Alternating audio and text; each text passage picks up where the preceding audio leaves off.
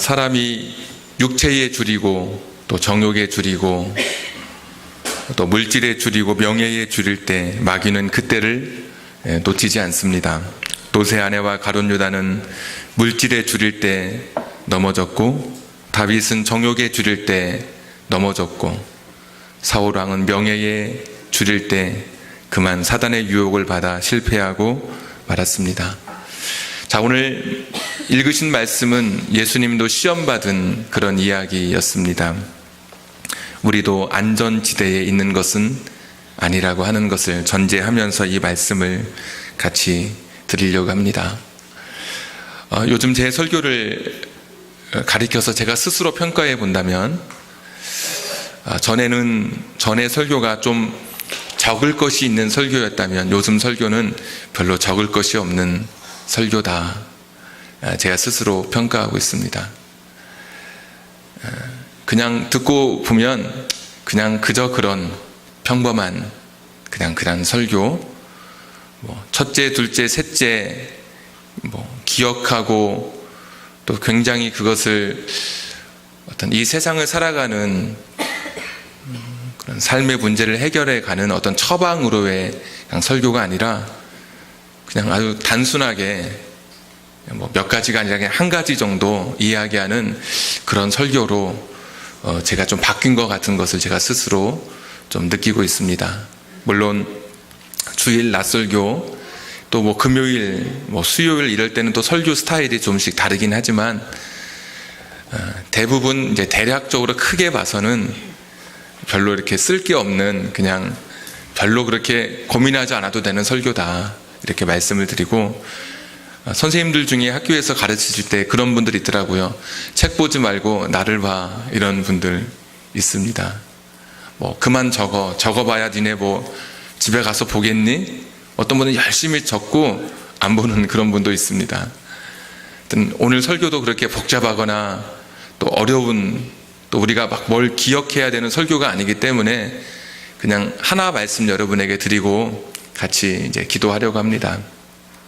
그렇지만 오늘 세 가지 시험이기 때문에 이 세 시험에 대해서는 여러분에게 조금 지루하다 할지라도 좀 설명을 드리고, 오늘 성경에서 또 제가 느꼈던, 제가 받은 은혜를 여러분과 함께 나누려고 합니다. 첫 번째 시험이 돌로, 딱 나오셔야 되는데, 떡을 만들어라. 우리는 별로 이해되지 않지만 혹시 중동 지역의 그 돌을 보신 분들은 인절미 같은 색깔입니다. 그래서 먹음직스럽습니다. 뾰족뾰족한 돌이 아니라 둥글둥글하고 색깔 자체가 그런 색입니다. 돌로 떡을 만들어 먹으라. 예수님이 40일간 금식하셨습니다. 어떤 목사님 표현에 의하면 40일까지는 아니고 장기 금식하는데 갑자기 밤에 환상이 보이더랍니다. 그래서 내가 이렇게 금식하니까 하나님께서 내게 환상을 보여주시는구나. 참, 그 환상이 무엇일까 봤더니 밥상이 왔다 갔다 하는 환상을 봤다고 합니다. 힘들죠, 금식하면. 그럴 때 와서 그 광야에 여기저기 흩어져 있는 그 돌을 가지고 떡을 만들어 먹으라고, 너의 밥을 만들어 먹으라고 그렇게 시험하고 있습니다. 가장 인간의 약한 부분, 살고 싶죠. 사람이 못 먹으면 죽으니까 살고 싶은 그 욕망, 무엇보다도 너에게 있어서 중요한 것은 지금 먹는 것이라고 하는 것, 이것을 예수님에게 지금 가지고 시험하고 있습니다. 근데 이 시험은 자세히 살펴보면 돌로 떡을 만들어 먹는 시험이지만, 요즘에 우리식으로 이 표현을 바꾸면 급한 것과 중요한 것을 가지고 시험하고 있는 겁니다. 지금 떡을 탁 가지고 이 떡이 급한 것이라고, 너에게 있어서는 먹는 것이 지금 중요한 것이라고 예수님께 시험하고 있습니다. 근데 예수님은 이렇게 말씀하시죠. 4절에 사람이 떡으로만 사는 것이 아니라 하나님의 말씀으로 사는 것이다.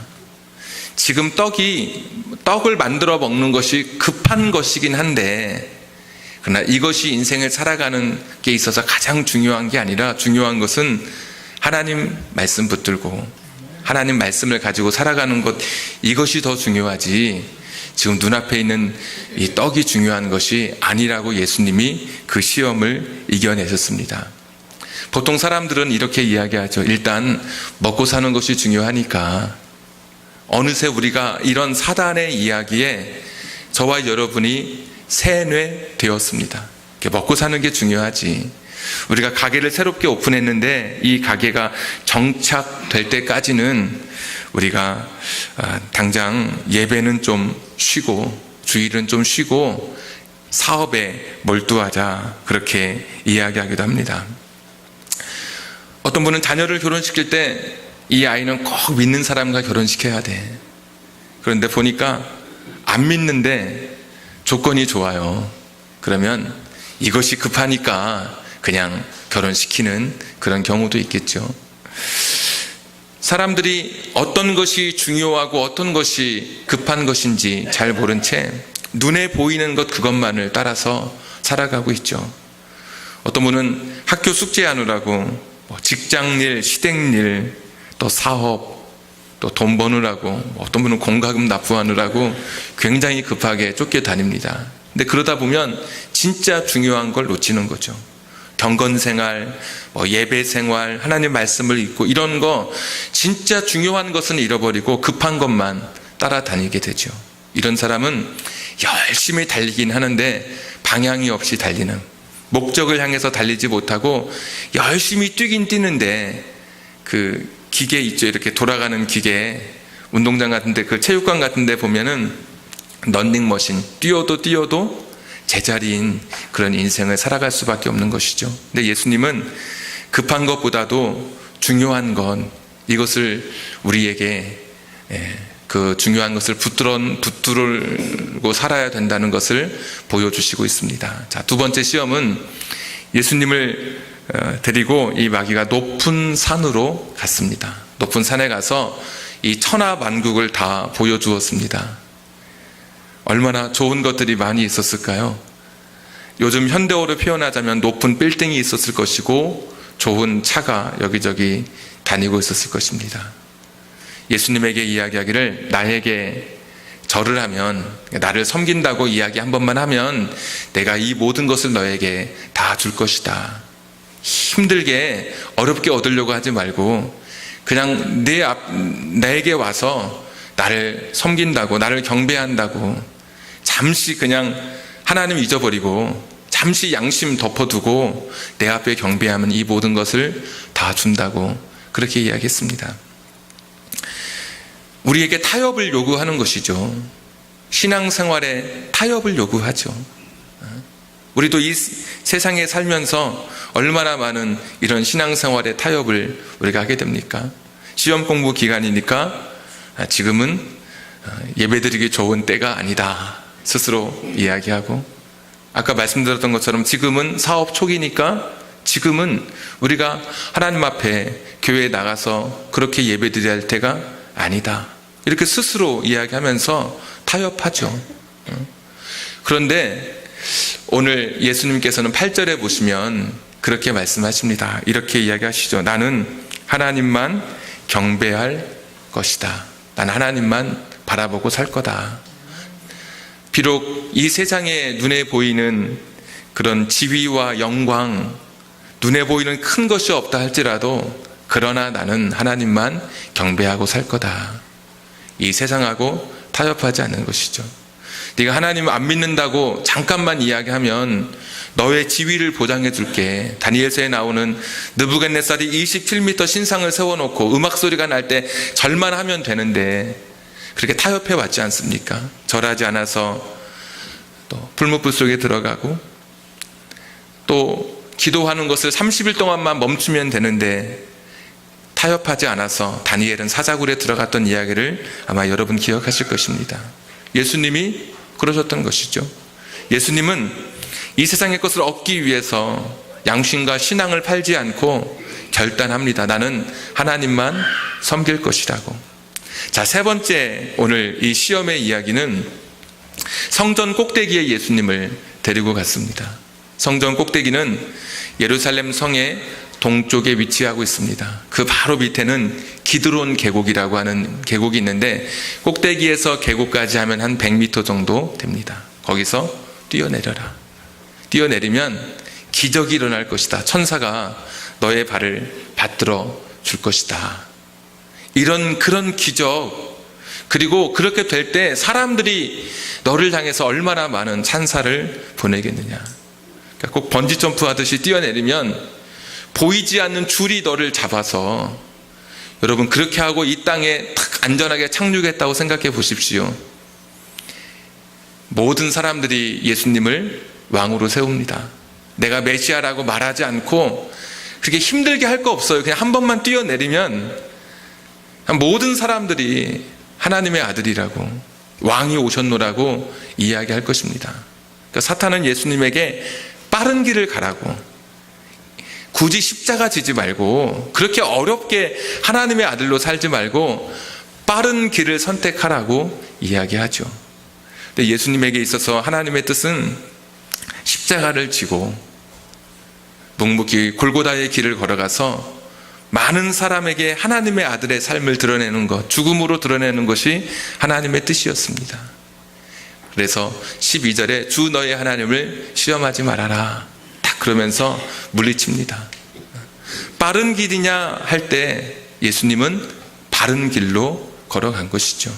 그래서 첫 번째 시험의 이야기는 급한 것이냐 중요한 것이냐 할 때 중요한 것을 붙들었던 그 예수님의 그 승리의 모습. 두 번째 시험의 이야기는 한 번만 절하면, 한 번만 경배하면 내가 다 줄 텐데 타협을 요구할 때 결단하는 그런 신앙의 아름다운 또 모습. 세 번째 이야기는 성전 꼭대기에서 뛰어내리면 얼마나 빠르게 목적을 달성할 수 있느냐 할 때 빠른 길이 아니라 바른 길을 선택했던 예수님의 모습을 보여주고 있습니다. 자, 여러분 13절 보십시오. 같이 한번 읽겠습니다. 시작. 마귀가 모든 시험을 다 한 후에 얼마 동안 떠나니라. 여러분, 마귀가 나는 전패했습니다 하고 나는 이제 다시는 오지 않겠습니다 이렇게 이야기한 게 아니라 얼마 동안 떠나니라. 그러면 이 시험은 예수님의 생애에 있어서 계속되었다는 것을 의미하죠. 예수님께서 귀신을 쫓아내실 때 거기에 사단이 거기에서 쫓겨납니다. 쫓겨나지 않으려고 발버둥 치다가 예수님과 대적하다가 거기서 쫓겨납니다. 그리고 70명의 전도대를 파송해서 복음이 전하여질 때 예수님께서 사단이 하늘에서 번개가 떨어지는 것처럼 떨어진다고 이야기할 때도 여전히 사단은 예수님과 대적해서 맞서 있었던 것을 볼 수 있습니다. 무리를 거르시고 오병이어의 기적을 일으키셨을 때 베드로가 예수님에게 이야기하죠. 아니 예수님, 왜 죽는다고 이야기하십니까? 다 왕으로 세운다고 하는데 절대 그런 말씀 하지 마십시오. 그럴 때 예수님이 베드로에게 사단아 물러가라. 사단의 시험으로 본 거죠. 내가 하나님의 뜻을 이루어야 되는데 내가 중요한 거 붙들고 결단하고 그리고 빠른 길이 아니라 바른 길을 걸어가는 내게 내 앞을 막아서는 이 사단이라고 이 베드로를 꾸짖었던 것이죠. 그리고 가룟 유다 역시도 예수님을 민족의 왕으로 압제받던 로마로부터 우리를 구출시켜줄 그런 왕으로 세우려고 했다가 실패하고 예수님을 팔 때 사단이 그의 마음속에 들어갔다. 그러니까 계속해서 예수님은 이 사단과의 싸움, 이 마귀와의 싸움 속에서 그의 사역을 진행해 가셨던 것을 볼 수 있습니다. 그러니까 잠시 동안만 떠나 있었던 것이죠. 자, 예수님 같으신 분도 사단에 노출되었습니다. 예수님 같으신 분도 약할 때 계속해서 이 마귀의 유혹 앞에 설 수밖에 없는 그런 존재였습니다. 자, 이제 여러분에게 드리고 싶은 본론의 이야기를 좀 더 하고 싶습니다. 여러분, 그렇다면 저와 여러분은 어떨까요? 무공의 청정 지역에서 읽을 수 있는 곳에서 아무런 유혹과 시험이 없는 곳에서 지금 저와 여러분은 살아가고 있나요? 아니면 예수님이 받으셨던 그 시험처럼 우리 역시 사단의 시험과 그 유혹 앞에 노출되어 있는 것 아닐까요? 자, 사단은 오늘도 저와 여러분의 삶 속에 찾아옵니다. 그런데 비 오는 날 머리를 풀어헤친 모습으로 찾아오지 않습니다.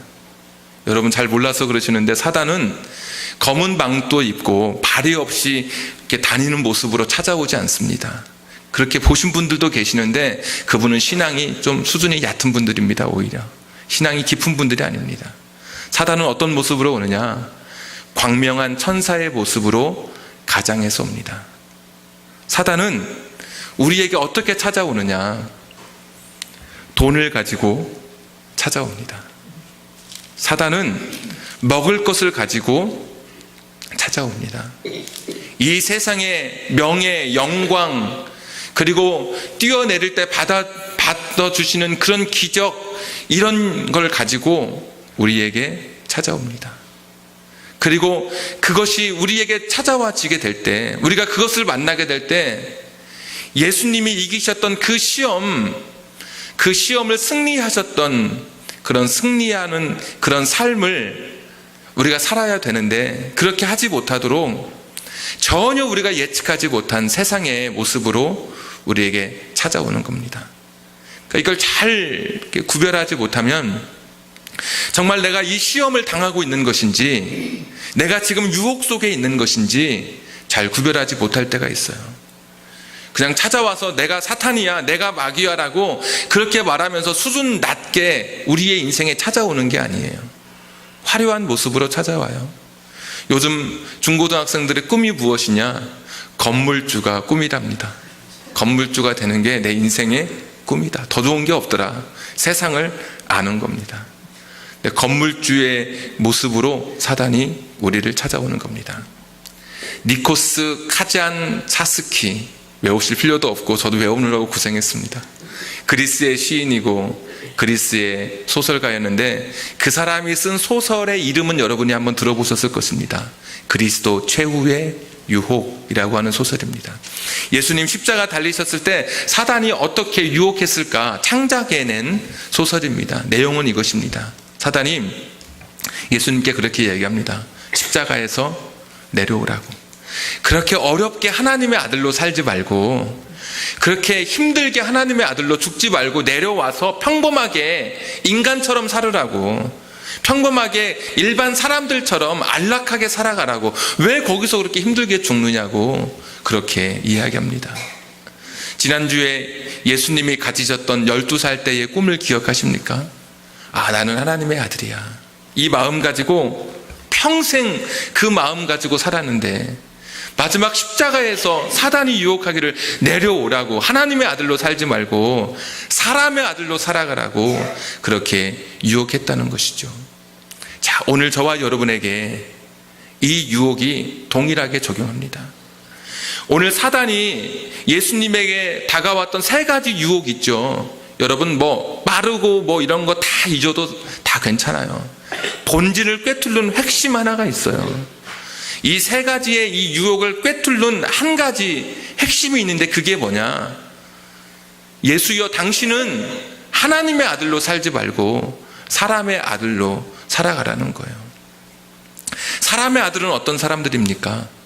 하나님 말씀보다 떡을 더 중요하게 여기는, 이것이 인간의 본성이고 이게 인간의 삶 그 자체거든요. 그러니까 하나님의 아들처럼 그렇게 흉내내지 말고 똑같이 사람으로 살아가라고, 일반 사람들처럼 당신의 탐욕과 본성과 인간의 욕심을 가지고 살아가라고 그렇게 이야기하는 겁니다. 지금 절하고 나한테 절하면 이 세상 모든 것을 주겠다고 이야기했죠. 이 세상 사람들은 사단에게 절합니다. 더 많은 것을 얻기 위해서, 더 큰 것을 얻기 위해서, 이 세상의 영광을 얻기 위해서 절하거든요. 그러니까 그렇게 살아가라는 거예요. 하나님의 아들로 살지 말고 이 세상 사람들처럼 본성, 탐욕, 욕심, 자기가 원하는 그 삶을 살아가기를 원하는 이 세상 사람들처럼 살아가지, 그렇게 하나님의 아들처럼 고귀하게 살아가지 말라고 사단이 시험하고 있는 겁니다. 얼마나 많은 사람들이 이 시대에 기적을 구하고 있습니까? 정말 뛰어내리면 살아날 수 있다면 그것보다 더 대단한 기적이 있을까요? 이 세상 사람들은 다 기적을 구하면서 살아가요. 우리 교회 다니는 저와 여러분도 기적을 구하면서 살아가요. 이게 인간의 본성이고 욕심이고 이게 인간의 원래 가지고 있는 성품이죠. 그런데 그렇게 살아가라는 거예요. 하나님의 아들로 살아가지 말고 인간의 모습 그대로, 인간의 삶으로 인간이 가진 그 성품을 가지고 그대로 살아가라고 이야기하고 있습니다. 이것이 오늘 저와 여러분이 만나는, 이 세상에서 만나는 시험의 큰 주제입니다.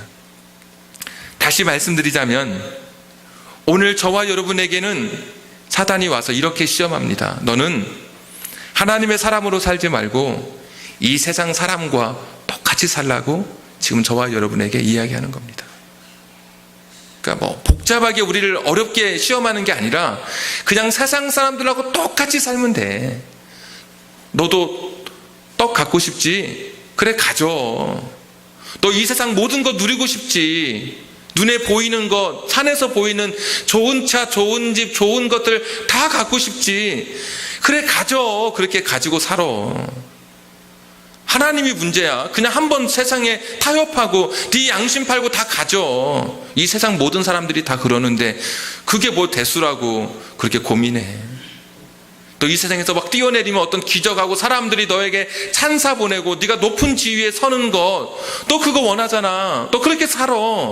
이것이 오늘 저와 여러분에게 지금 사단이, 이 세상의 악한 세력이 저와 여러분에게 찾아오는 유혹의 진짜 본질인 것입니다. 많은 사람들이 여기서 무너져 내리죠. 예수님이 버렸던 그 돌덩이, 그거를 주섬주섬 주워다가 그걸 지금 떡으로 만들려고 합니다. 세상 사람이 아니라 하나님의 사람인데도, 내가 교회 다닌다고 하면서 하나님의 자녀라고 하면서도 인간의 그 본성, 인간의 탐욕을 이기지 못하고 더 많이 가지려고 하는 거예요. 예수님이 과감히 모든 세상 천하만국의 영광과 그 대단한 것들을 다 버렸는데도 우리는 그것을 물끄러미 바라보면서 그것을 가지지 못해서 아쉬워하고 있는 저와 여러분 아닌가요? 다른 사람에게 높임받고 싶어하는 그런 욕망이 저와 여러분에게 있지는 않으셨나요? 우린 굉장히 지금 위험한 상태에 노출되어 있는 것입니다. 그리고 우리가 거기에서 넘어지기를 지금도 바라고 있습니다. 그냥 세상 사람처럼 똑같이 살아가기를 지금도 바라가고 있습니다. 버스 정류장에 서면 얼마나 버스가 많이 옵니까? 여러분, 아무 버스나 다 탑니까? 아니죠. 내가 타는 버스는 정해져 있습니다. 때때로 친구 때문에, 또 어떤 잘못된 판단 때문에, 내 욕심 때문에 어떤 잘못된 버스를 타면 빨리 내려야 되죠. 가면 갈수록 더 멀리 가기 때문에. 나는 목적지가 다르기 때문에 내 목적지를 향한 버스를 타야 되는 것이죠. 우리는 하나님의 자녀라고 하면서 하나님의 아들 예수님이 가졌던 것처럼 나는 하나님의 사람으로 살아갈 거야, 그렇게 생각하면서 그 버스를 타려고 해요. 그런데 우리는 이 세상에 다른 사람들 비교하고 나도 저들처럼 살아가고 싶은 내 인간의 욕심 때문에 그냥 세상 사람들이 타는 버스에 나도 같이 동승해서 타고 가는 것이죠. 사단의 시험 앞에 무너져 내리는 것입니다. 가장 우리 인간에게 필요한 살고 싶은 욕망, 떡이 있어야 사니까, 막 쥐고 싶은 욕망, 누군가 위에 서고 싶은 욕망, 그 욕망을 계속해서 사단이 우리로 하여금 계속해서 부채질하는 거예요. 그래서 하나님이 아니라 이 세상처럼 살아가라고 이야기하고 있는 것입니다. 사순절 기간에는 많이 비우셔야 돼요. 많이 내려놓으셔야 돼요. 내가 가지고 있는 이 세상 사람처럼 살아가고 싶은 내 안에 일어나는 욕망들을 자꾸 눌러야 돼요. 그런데 비워도 또다시 채워지는 것은 어떻게 해야 될까요? 어둠을 물리치는 가장 효과적인 방법이 있다면 빛을 주는 것, 불을 켜는 것입니다. 그러면 어둠은 순식간에 물러가게 됩니다. 1절부터 13절의 쭉 말씀을 보면 키워드는, 이 예수님의 시험의 승리의 키워드는 1절에 있어요. 예수님이 무엇에 충만하셨다고 오늘 1절에 기록되어 있습니까? 성령에 충만하셨습니다. 그러니까 성령으로 충만하셨을 때 인간의 본성과 탐욕과 이 욕망을 예수님이 이겨내는 거예요. 나도 먹고 싶고 살고 싶고 누리고 싶고 빠르게 살고 싶고 빠르게 그 길을 걷고 싶고 그걸 이겨내는 거예요. 그러면 성령 충만이 뭐 방언하고 막 뛰고 기도하면 침이 막 여기에 막 수북이 쌓여 있고 이런 것이 성령 충만일까요? 그렇지 않습니다. 오늘 예수님의 성령 충만은 하나님의 말씀이 가득했던 것으로 드러나고 있습니다. 4절, 8절, 12절 빨간색으로 3번 줄쳐져 있죠. 하나님의 말씀이 예수님의 마음속에 가득 차 있었습니다. 성령 충만은 하나님의 말씀이 나를 다스려가는 상태입니다. 하나님이 내 안에 주인이 되어서 나를 지배하는 상태예요. 내가 막 죄 지으려다가 하나님 말씀이 생각나고 하나님이 얼마나 서운해 하실까 생각나면 거기서 멈출 수 있는 것, 이것이 이런 사람이 성령 충만한 사람이에요.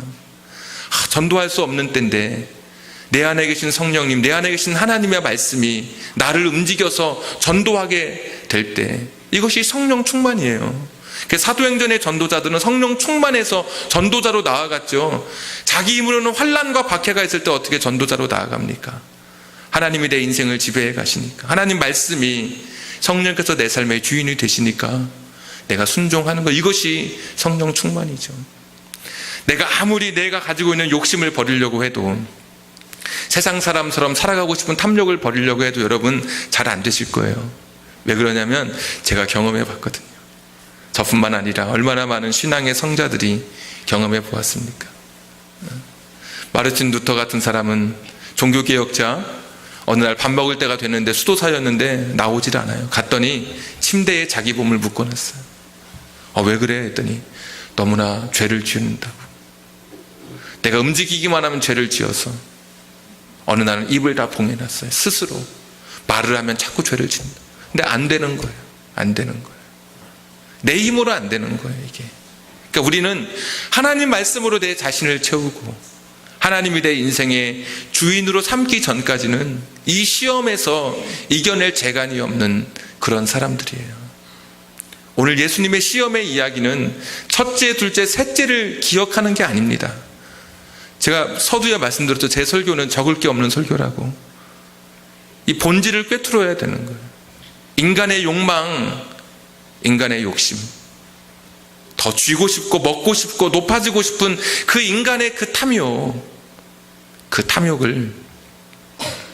내려놓는 것, 그 탐욕으로부터 이겨나가는 것, 하나님의 말씀으로 극복해 나가는 것.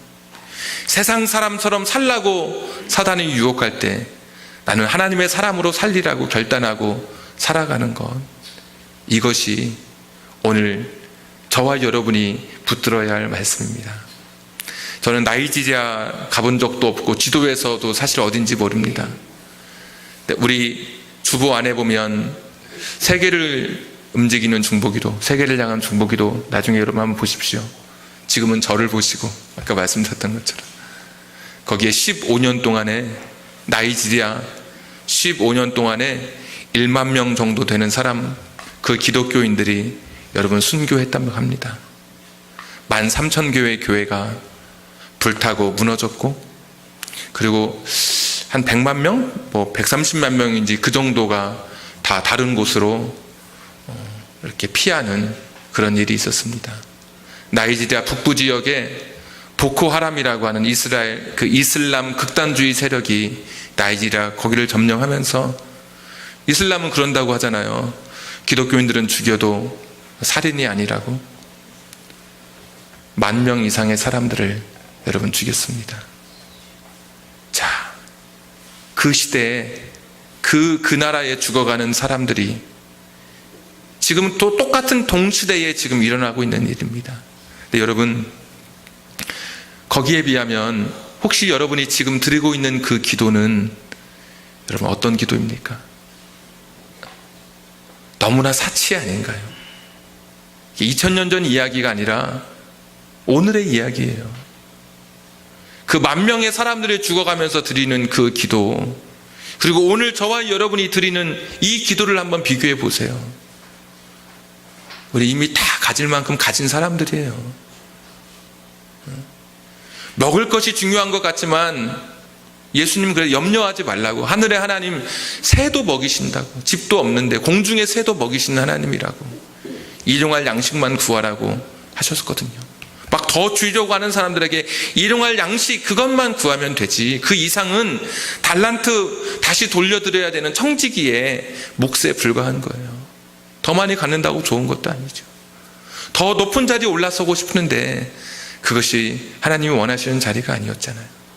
근데 우리는 지금 만여 명이 죽어가는 그 순교의 자리에서 기도했던 그 기도와 오늘 저와 여러분이 기도하는 지금 우리들의 기도는 이거 얼마나 사치냐 이거예요. 부모가 볼 때 철없는 자식은 집안 형편 살피지 않고 이것도 달라 그러고 저것도 달라 그러죠. 누나들이 열심히 학교도 가지 못하고 공장에서 번 돈으로 아들이랍시고 자기 쓸 거 다 쓰고 좋은 거 다 하고 그러면서 더 달라고 하면 부모가 볼 때 얼마나 여러분 철이 없게 보이겠어요. 우린 이미 많이 가졌어요. 이미. 그런데도 우린 이 세상에서 구하는 거예요. 지금도 더 많은 떡을 달라고 기도하고 천하만국 보면서 더 많은 영광, 더 많은 지위 달라고 기도하고 더 높은 자리에 서게 해달라고 기도하고 좋은 학교, 좋은 직장, 좋은 배우자, 뭐 승진, 뭐 개업에서 발전하고 뭐 하는 이런 것들.